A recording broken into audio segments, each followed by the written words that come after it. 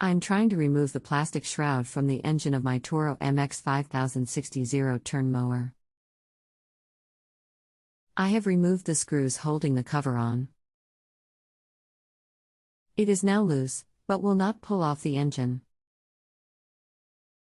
I don't want it to break by pulling too hard.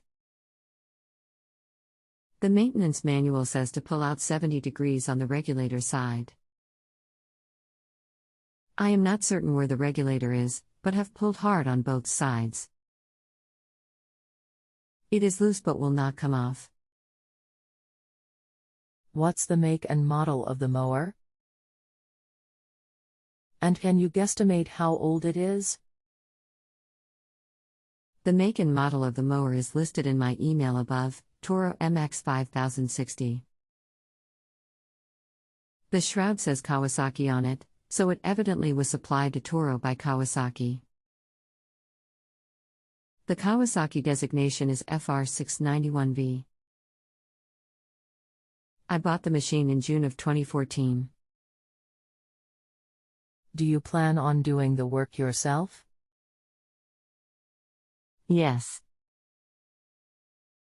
Anything else we should know to help you best? Yes, what is holding it from coming off if I have removed all the visible fasteners? Hello, I have a manual that might help and will send a link. See page 73. https://1drv.ms/bits/second. Acme PFZG3 if PHIP 6L45 UST 9 SRQ. Thanks for sending the manual.